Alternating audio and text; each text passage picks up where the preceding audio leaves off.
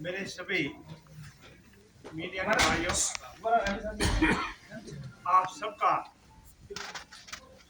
ईस्वी सन के अनुसार 9 वर्ष की शुभकामनाएं देता हूँ। आपका अभिनंदन करता हूँ और परम पिता परमेश्वर से आराधना करता हूँ। हमारी सूर्यनगरी, हमारी मारवाड़, हमारा राजस्थान और हमारा हिंदुस्तान समृद्ध बने, विकसित बने, सबका साथ, सबका विकास और सबके विश्वास के मूल मंत्र के साथ हम सब मिलकर के हमारे राजस्थान और हमारे हिंदुस्तान का सर्वांगीण विकास करें।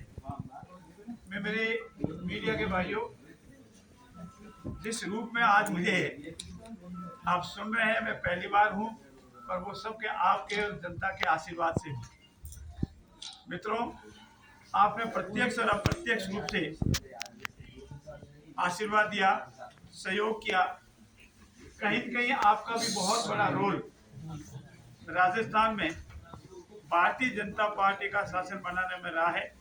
उसके लिए मैं और मेरी पूरी भाजपा की टीम, हमारे सांसद महोदय सहित आपका आभार व्यक्त करते हैं।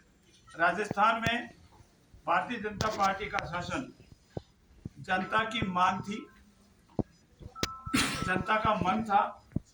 आपने देखा होगा, ये चुनाव जनता ने स्वयं ने कांग्रेस की कुरीतियों, कांग्रेस की वादा खिलाफी, कांग्रेस की विद्यार्थियों और किसानों के साथ धोखाधड़ी और वादा खिलाफी, जंगल राज और बहन बेटी के साथ अत्याचार और विशेष रूप से लॉ एंड ऑर्डर की जो स्थिति थी, उससे त्रस्त होकर हमारे जोधपुर के सम्मानीय विधायक और पूर्व मुख्यमंत्री आदरणीय अशोक जी गहलोत ने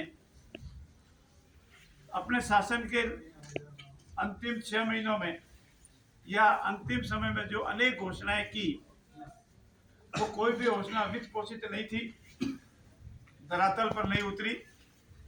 और उससे भी जनता को कहीं न कहीं लगा कि 4.5 साल तक तो सरकार ने ऐसी कोई घोषणाएं नहीं की, लेकिन अपने शासन के अंतिम सफर में जब उनको लगा कि कहीं न कहीं हमारा अंतिम सफर है, इस सफर में जनमानस हमारे साथ नहीं रहेगा, तो उन्होंने वो घोषणा कर प्रयास किया। परंतु फिर भी जनता ने उनके इस झूठे वादों के झांसे में नहीं आए।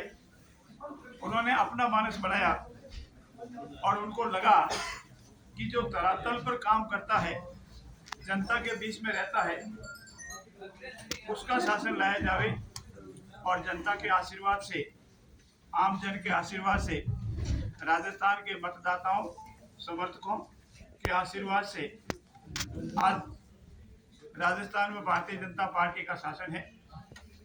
मित्रों, मैं आपसे ये निवेदन करना चाहता हूं, भारतीय जनता पार्टी ने अपने सेवा का मौका मिलने के उपरांत तुरंत हमारे आदरणीय मुख्यमंत्री श्री भजनलाल जी शर्मा ने धरातल पर काम कैसे किया जाए, इस संबंध में हम सबको भी निर्देश दिए कि हम वो काम करें, हम उतनी बात करें जितनी हम धरातल पर ला सकते हैं। और हम सबसे पहले, जैसा हमने कहा, हमारा जो मैनिफेस्टो है उसको हमारे रामायण और गीता की तरफ मानकर उस पर कार्रवाई प्रारंभ करें।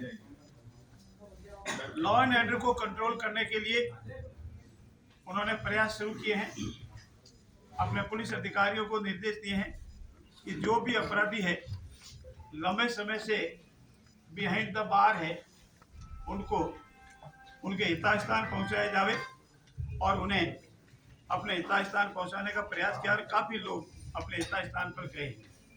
उनका ये भी मानस है कि हमने जो कहा है उसको करने का प्रयास करें। उनका पहला कदम या अनेक कदमों में से महत्वपूर्ण कदम गैस सिलेंडर के दाम घटाना और उस गैस सिलेंडर के दाम घटाकर 450 रुपये करना।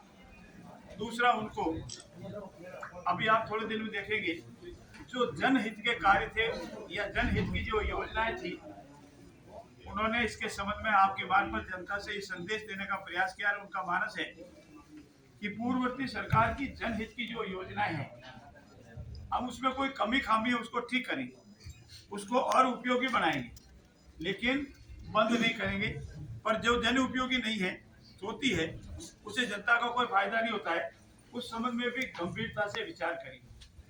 और इसीलिए उन्होंने आयुष्मान भारत को प्रारंभ किया। माननीय मोदी जी का पहले से हमारा ये आयुष्मान भारत की योजना चल रही है, 5 लाख तक का, और उन्होंने घोषणा की इसको 10 लाख तक ले जाएंगे। और उन्होंने ये भी आपकी बात पर जनता को संदेश दिया कि जो पूर्ववर्ती सरकार की चिरंजीवी योजना थी, उस योजना की भी पूरी गंभीरता से जांच करेंगे, उसमें कोई कमी खामी है उसको ठीक करेंगे। और ये 25 लाख तक का उनका बीमा का फायदा, इलाज का फायदा है, उसको धीरे धीरे कर हम भी उसी स्टेज पर ले जाएंगे। लेकिन जनहित की योजनाएं जो उपयोगी है, कमी खामी नहीं है उसको हितावत, और जिसमें कमी खामी है उसको ठीक करना, और जो अनुपयोगी है उसको बंद करना के मिशन के साथ उन्होंने काम प्रारंभ किया। मैं आपकी मार्फत, आज आपने देखा होगा जनता में एक अपेक्षा है, जनता हमको जो मत दिया है, हमारा सम्मान किया है, हमें आशीर्वाद दिया है, उससे हमारी सबकी जिम्मेवारी बढ़ गई। मैं आपके सामने नम्रता से निवेदन करता हूं कि हमारे में अब मैं नहीं रहेगा, मैं नहीं करूंगा, ये नहीं रहेगा, हम करेंगे। हम भाजपा परिवार वाले लोग यहाँ बैठे, यहाँ नहीं भी अनेक लोग यहाँ नहीं भी बैठे, लेकिन हम सब मिलकर काम करेंगे और हम ऐसा जनता की अपेक्षाओं पर खरा उतरेंगे। इसीलिए आने वाला राजस्थान समृद्ध और विकसित हो। और जब आदरणीय मोदी जी का जो संकल्प है कि आज़ादी के 100 साल पूरे हो, 2047